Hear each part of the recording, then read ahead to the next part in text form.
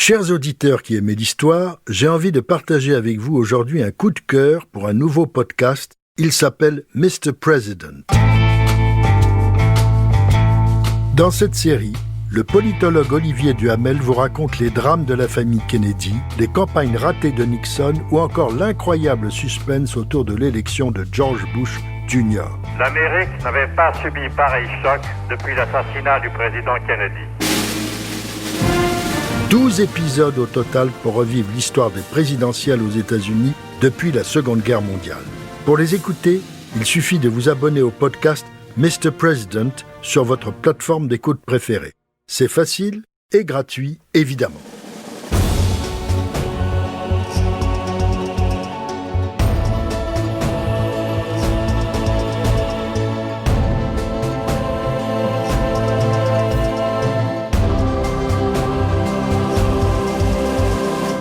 Bonjour, c'est Jean Descartes. Bienvenue au cœur de l'histoire. Dans ce deuxième épisode, toujours en 2 volets de notre série événements sur l'histoire des États-Unis, à l'occasion des élections présidentielles américaines qui se tiendront le 3 novembre 2020, je vous raconte l'histoire du plus célèbre des symboles de l'amitié franco-américaine, la statue de la liberté éclairant le monde, érigée sur une petite île devant le port de New York il y a 134 ans.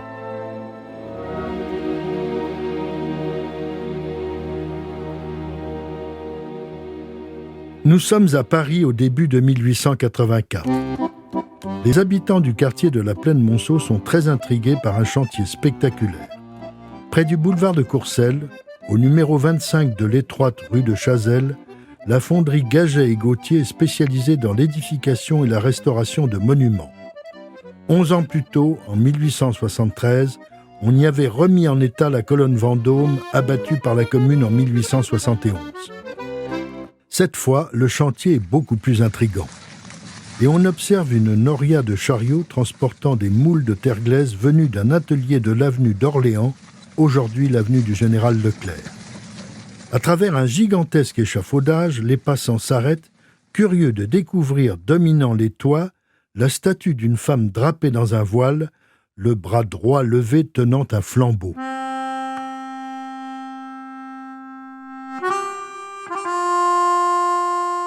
La dernière statue d'une femme érigée dans Paris avait été inaugurée 2 ans plus tôt, le 14 juillet 1884. Il s'agissait du monument dédié à la République. Une immense statue de femme sculptée par Léopold Maurice trônait désormais sur l'ancienne place du Château d'Eau, devenue place de la République. Vêtue d'une toge à l'antique et coiffée d'un bonnet phrygien, elle tient dans sa main droite un rameau d'olivier. Dans l'autre, les tables de la loi et un fragment de la Déclaration des droits de l'homme. On s'interroge sur le chantier de la rue de Chazelles, devenu une curiosité. Que représente donc cette nouvelle gigantesque sculpture féminine, haute de 33 mètres mais atteignant les 67 mètres avec son socle qui la font dépasser les immeubles haussmanniens? Et où sera-t-elle installée? Il s'agit de commémorer avec un peu de retard un anniversaire historique et de marquer l'amitié franco-américaine. Les États-Unis, sortis de la tragique guerre de sécession, veulent célébrer le centenaire de leur naissance officielle. La date est difficile à choisir. Il y a d'abord le 4 juillet 1774, c'est l'acte fondateur de la Déclaration d'indépendance par le Congrès. Il y a ensuite le 6 février 1778, jour où la France reconnaît officiellement les États-Unis indépendants et s'allie avec eux dans la guerre qui les oppose à l'Angleterre. Puis, il y a la bataille de Yorktown le 19 octobre 1781. L'armée des Insurgents, grâce au soutien décisif de Rochambeau, de Lafayette et de l'amiral de Grasse, est victorieuse des Anglais qui capitulent. La 4e et dernière date possible est le traité de paix, signé le 3 septembre 1783 à Versailles et à Paris, par lequel l'Angleterre reconnaît, elle aussi, l'indépendance des États-Unis. Le choix est compliqué, mais une chose est claire. Sans la France, les 13 provinces révoltées contre l'Angleterre seraient peut-être encore des colonies britanniques. La statue sera installée aux États-Unis en 1886. On peut donc imaginer qu'elle commémore le centenaire du traité de 1783, avec 3 ans de retard cependant. Mais après tout, les États-Unis avaient mis presque 10 ans à être reconnus. Ce décalage sera compensé par la réalisation d'une œuvre aussi spectaculaire qu'originale, un magnifique cadeau que la France veut offrir aux États-Unis en témoignage d'amitié. Un symbole à la fois unique au monde et universel. Parmi les curieux qui viennent contempler la statue en chantier, un certain Victor Hugo dira « La mer, cette grande agitée, constate l'union de deux terres apaisées. » C'est le résultat du travail d'un audacieux duo, Auguste Bartholdi et Gustave Eiffel. Frédéric Auguste Bartholdi est un sculpteur d'origine alsacienne, né à Colmar en 1834. Son premier succès fut la statue du général Rapp, également né à Colmar et défenseur de Strasbourg pendant les 100 jours. Ayant reçu de nombreuses commandes officielles, il exprime des sentiments patriotiques dans un style marqué par la tradition académique. Il est ainsi l'auteur du célèbre lion de Belfort, sculpté dans le roc, dont une version réduite en bronze fut érigée en 1880 à Paris, place d'Enfer Rochereau, à la gloire des défenseurs de Belfort en 1870 et de leur chef, le colonel d'Enfer Rochereau. Bartholdi est donc un artiste reconnu et le sculpteur de cette nouvelle statue qui émerge de l'atelier de la rue de Chazelles. On l'appellera « la liberté éclairant le monde ». La liberté était évidemment l'enjeu de la guerre d'indépendance et la lumière est celle du siècle qui a éclairé aussi les pères fondateurs de la Constitution américaine. La structure interne de la statue doit être très solide pour résister à tous les vents et à tous les effets des courants puisqu'elle prendra place sur une île au large de New York, au sud de Manhattan, à l'embouchure de l'Hudson.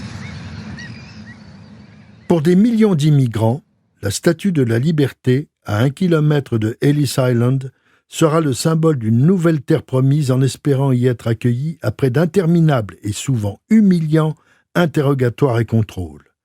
La Statue de la Liberté et l'île de l'immigration se défieront longtemps.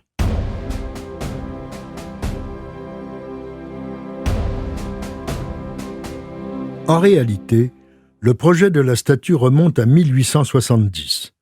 Il était porté par un juriste et politicien français, Édouard Laboulaye, observateur attentif de la vie politique américaine.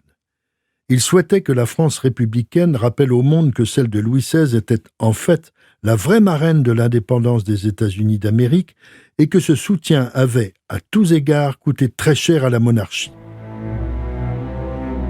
Auguste Bartholdi est conscient que la structure interne de la statue doit être d'une résistance exceptionnelle. Il s'adresse donc à un homme qui a déjà fait ses preuves, le fascinant Gustave Eiffel, dont les équipes sont extraordinaires. Il devra concevoir une ossature métallique résistant au vent de l'Atlantique.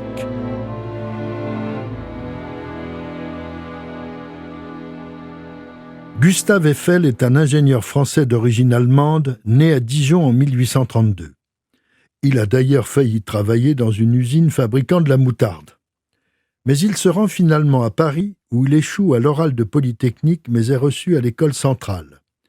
Il est passionné d'aérodynamique et souhaite que la technique soit au service du progrès humain. En 1858, il dirige le chantier du pont métallique de Bordeaux, destiné à raccorder deux importants réseaux ferroviaires, celui de la Compagnie du Paris-Orléans et celui de la Compagnie du Midi. À 26 ans, il est à la tête d'un ouvrage considérable et agit en véritable patron. Pendant les travaux, Gustave Eiffel sauve un ouvrier de la noyade en plongeant dans la Garonne. Ses collègues reconnaissants lui offrent une médaille en souvenir de son courage. Eiffel est très sensible à la qualité des relations avec le monde ouvrier. En 1877, à Levallois, qui est encore un village à la frontière du Paris de Napoléon III et deviendra une cité industrielle, il crée une société de construction métallique. Il est associé à Théophile Seyrig, un jeune ingénieur fortuné de l'école centrale. Eiffel devient réputé dans la construction de ponts et de viaducs. Celui de Garabit, dans le Cantal, franchit la Truyère à 122 mètres de haut. Cette hauteur correspond à l'élévation de Notre-Dame de Paris à laquelle on superposerait la colonne de la Bastille. Le métal est le domaine d'Eiffel. La variété des applications qu'il en fait est étonnante. De la synagogue de la rue des Tournelles dans le quartier du Marais au lycée Carnot dans le 17e arrondissement, en passant par la charpente du magasin au Bon Marché, au carrefour Sèvres-Babylone, Eiffel impose la suprématie métallique. Sa réputation finit par dépasser les frontières. En 1875, l'Empire austro-hongrois lui confie la construction de la gare de Budapest, achevée en 2 ans. C'est l'une des toutes premières associations du métal et de la maçonnerie. Au Portugal, à Lisbonne, il construit le grand ascenseur qui reliera la ville basse à la ville haute et à Porto, un pont sur le Douro. Même Ferdinand de Lesseps demandera à Gustave Eiffel de prendre en main le chantier de percement de l'isthme de Panama et le tsar de Russie, Alexandre III, le consultera sur les itinéraires qu'empruntera le chemin de fer transsibérien.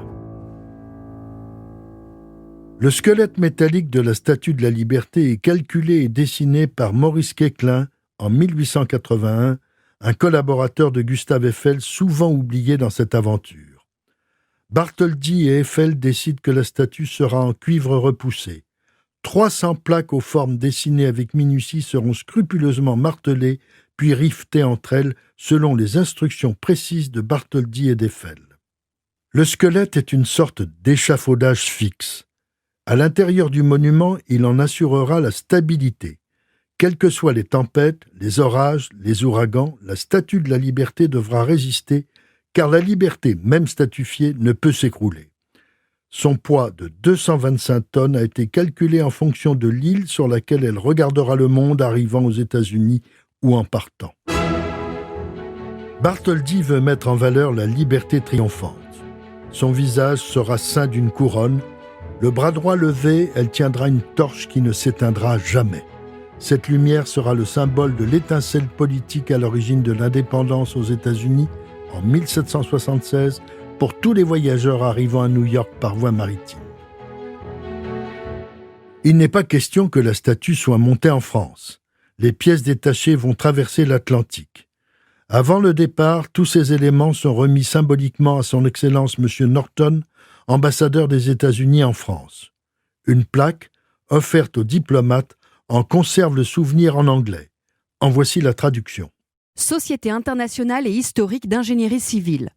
Auguste Bartholdi dit merci à M. Eiffel, avec reconnaissance, pour la Statue de la Liberté qui lui doit son squelette de fer.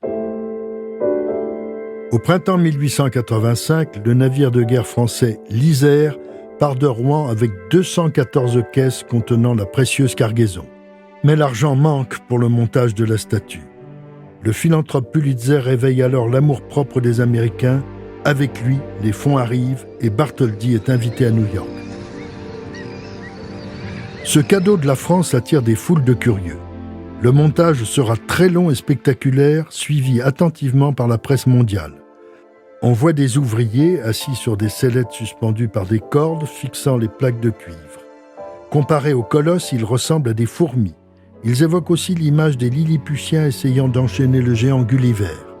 Ils finissent par le bras droit et la tête dont le squelette métallique offre une vision étrange. La main droite de la Liberté s'élève à 110 mètres au-dessus du niveau de l'eau. L'inauguration est décidée pour le 23 octobre 1886 en présence du président Grover Cleveland. Sa carrière est une curiosité politique. Ce démocrate, qui fit face au triomphant Sénat républicain, est le seul président ayant été élu pour 2 mandats non consécutifs, le premier de 1885 à 1889 et le second de 1893 à 1897. Pour cette fête, décrétée jour férié, le Congrès des États-Unis a voté un crédit spécial et lancé 10 000 invitations. Mais une condition expresse doit être respectée. Pas un dollar ne doit être utilisé pour l'achat de cigares ou d'alcool. La liberté rimera avec la sobriété. Mais, en réalité, on fera discrètement savoir aux invités qu'ils pourront fumer et se rafraîchir grâce à une initiative privée.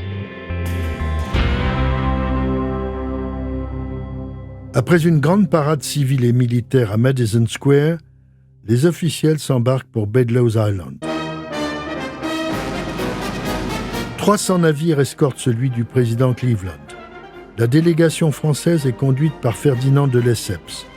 Auguste Bartholdi monte dans la statue par l'escalier intérieur. Il tire lui-même sur la corde libérant le drapeau français qui voilait la tête auréolée. Les canons tonnent, accompagnés par les sirènes des bateaux. La force du monument sculpté par Bartholdi impressionne les contemporains. Un témoin dira « La robuste et placide déesse romaine dans sa noble robe antique, flambeau en main, forme finale de la statue, a, dit-on, pris le visage de la propre mère de l'artiste, dont le calme et la forte personnalité correspondaient à l'expression d'une liberté solide et sage. » Cette statue est alors, par sa structure, la plus grande jamais édifiée dans le monde. Elle est certainement aussi la plus connue. Et, vous allez le voir, cette renommée lui a permis d'avoir plusieurs vies.